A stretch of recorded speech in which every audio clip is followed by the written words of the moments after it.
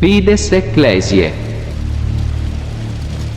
San Ignacio de Antioquía, obispo, mártir y padre apostólico.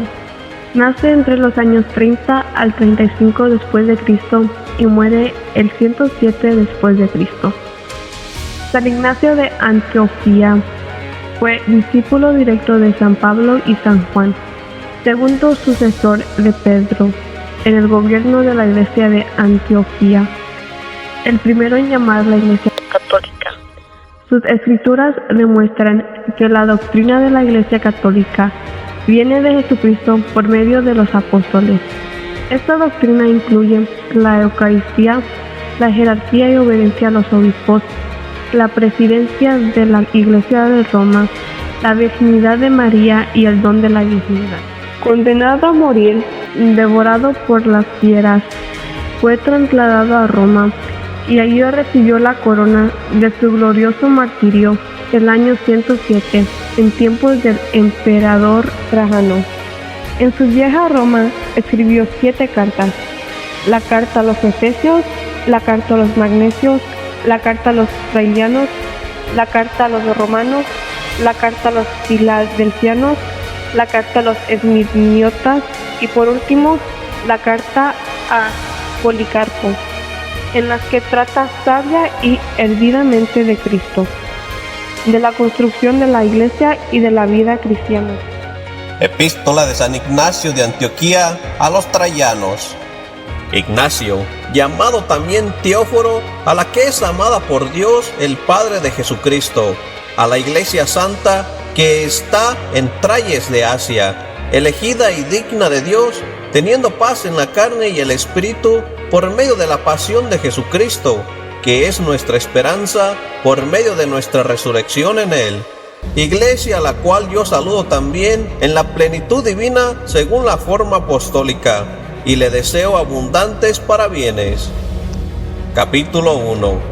He sabido que tenéis una mente intachable y sois firmes en la paciencia, no como hábito, sino por naturaleza, según me ha informado Polibio vuestro obispo, el cual por la voluntad de Dios y de Jesucristo me visitó en Esmirna. Y así me regocijé mucho en mis pasiones en Jesucristo, que en él pude contemplar la multitud de todos vosotros. Por tanto, habiendo recibido vuestra piadosa benevolencia de sus manos, di gloria, pues he visto que sois imitadores de Dios, tal como me habían dicho. Capítulo 2. Porque cuando sois obedientes al obispo como a Jesucristo, es evidente para mí que estáis viviendo no según los hombres, sino según Jesucristo, el cual murió por nosotros, para que creyendo en su muerte, podamos escapar de la muerte. Es necesario, por tanto, como acostumbráis a hacer, que no hagáis nada sin el obispo, sino que seáis obedientes también al presbítero, como los apóstoles de Jesucristo nuestra esperanza. Porque si vivimos en él, también seremos hallados en él. Y, del mismo modo, los que son diáconos de los misterios de Jesucristo deben complacer a todos los hombres en todas las formas, porque no son diáconos de carne y bebida, sino siervos de la Iglesia de Dios. Es propio, pues, que se mantengan libres de culpa como si fuera fuego. Capítulo 3. De la misma manera que todos respeten a los diáconos como a Jesucristo, tal como deben respetar al obispo como tipo que es del Padre, y a los presbíteros como concilio de Dios y como colegio de los apóstoles. Aparte de ellos, no hay ni aún el nombre de iglesia, y estoy persuadido que pensáis de esta forma en lo que respecta a estas cuestiones, porque he recibido la muestra de vuestro amor y la tengo conmigo en la persona de vuestro obispo, cuyo comportamiento es una gran lección, cuya mansedumbre es poder, un hombre a quien creo que incluso los impíos prestan reverencia. Siendo así que os amo, os trato con blandura, aunque es posible que escriba de modo más estricto en su favor. Pero no creí que tuviera competencia para hacerlo y que, siendo un reo, os dé órdenes como si fuera un apóstol. Capítulo 4. Tengo muchos pensamientos profundos en Dios, pero procuro tener mesura, no sea que perezca a causa de mi jactancia.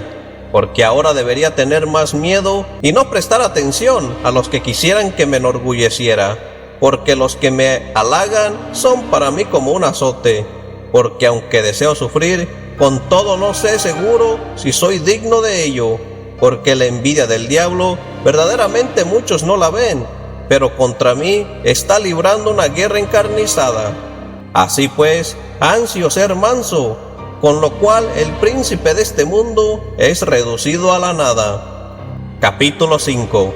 No soy capaz de escribirlos de cosas celestiales, pero temo que pudiera causaros daño, siendo vosotros aún niños.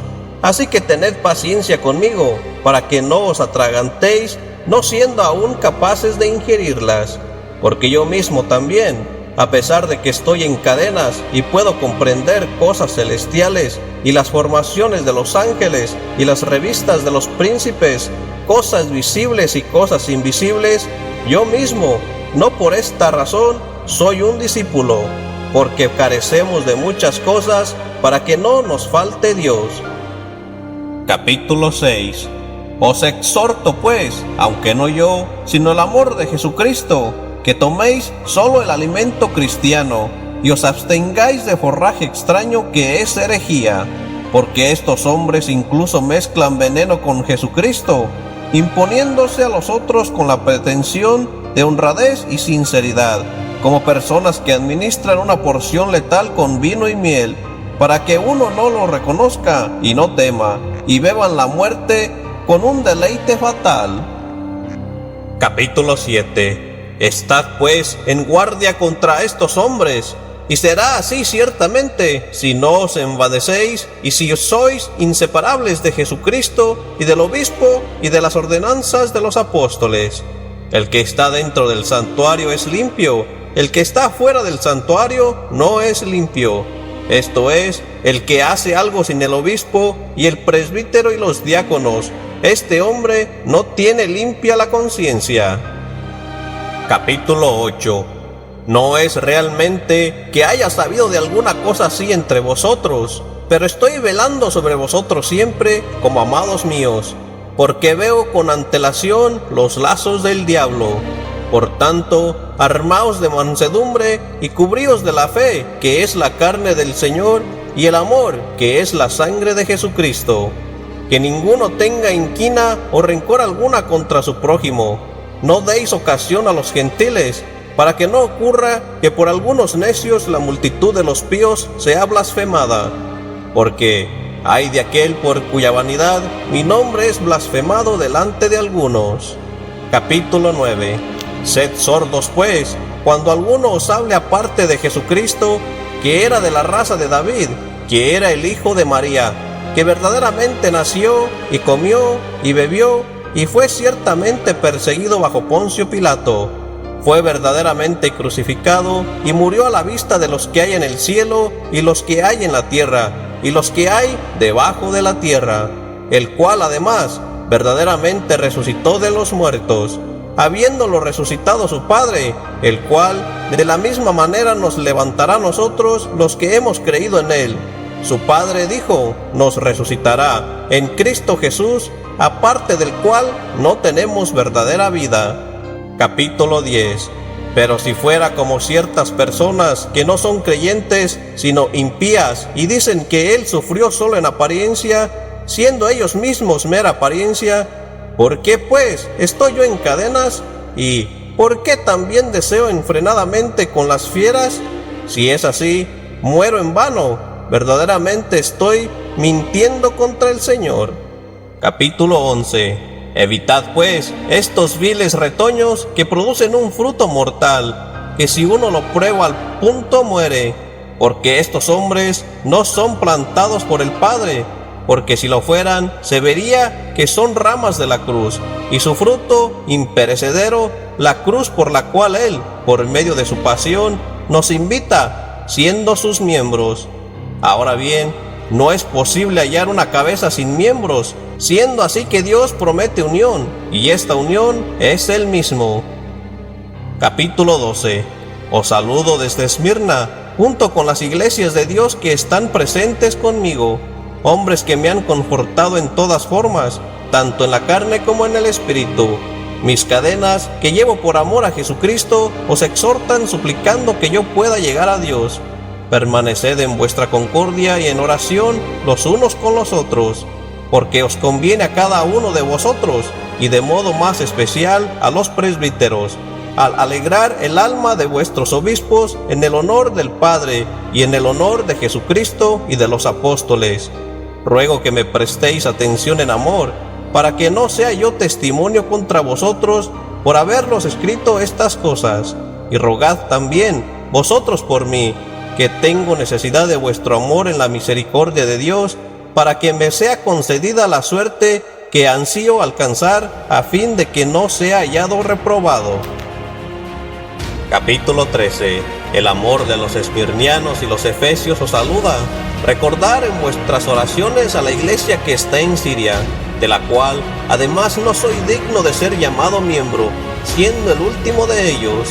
Pasadlo bien en Jesucristo, sometiéndoos al obispo como al mandamiento, y del mismo modo al presbiterio. Y cada uno de vosotros ame al otro con corazón indiviso. Mi espíritu es ofrecido por vosotros, no solo ahora, sino también cuando llegue a Dios, porque todavía estoy en peligro. Pero el Padre es fiel en Jesucristo para satisfacer mi petición y la vuestra, que podamos ser hallados intachables en Él.